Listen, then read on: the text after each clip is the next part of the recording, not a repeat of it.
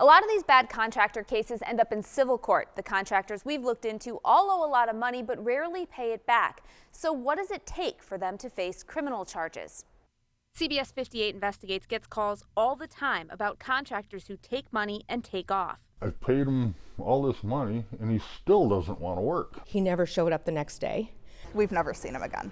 These con artist contractors aren't just a trend CBS 58 Investigates is seeing. Law enforcement says this is a growing problem. Detective Holly McManus with the St. Francis Police Department regularly investigates these cases.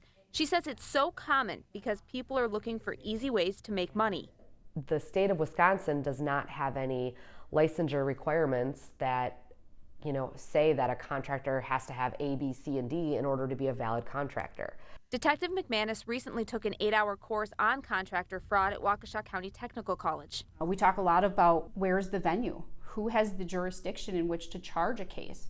April DeValcanier is a white-collar crime paralegal with the Waukesha County District Attorney's Office and teaches the class. Well, we also talk about who they need to be contacting, who they need to be in communication with, and who we can utilize as witnesses, especially if we don't have written documentation. While the contracting industry isn't closely regulated, there are charges contractors can face if they take money and don't do the work.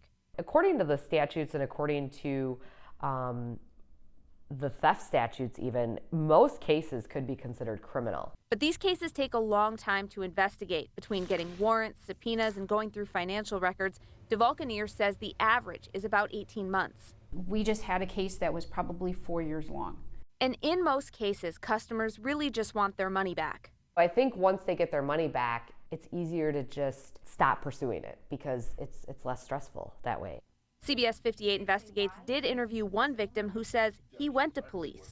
We first interviewed Scott Eli in 2018. He filed a police report shortly after we spoke to him. 58 Investigates found the contractor who ripped him off has several civil suits against him but hasn't paid back most of the victims. Eli says that's why he went the criminal route, but the case didn't go anywhere. Nobody ever contacted me from the police department. We reached out to Milwaukee police to get more information, but have not heard back. Detective McManus says every jurisdiction handles cases differently and makes a decision about what cases have the evidence necessary to prosecute. So how can you avoid these contractors? Experts say research. Check CCAP, the Better Business Bureau, and the state's Department of Consumer Protection. And once you hire someone, get the details in writing. A lot of people communicate via text and via email. The problem with the email communication is sometimes we don't have signatures. Another big thing, never pay in cash. Use a form of payment that can be traced. And if you do get ripped off, report it to someone, police, Better Business Bureau, or the state. You may save someone else from being a victim. Reporting in studio, Kristen Barbarisi, CBS 58 News.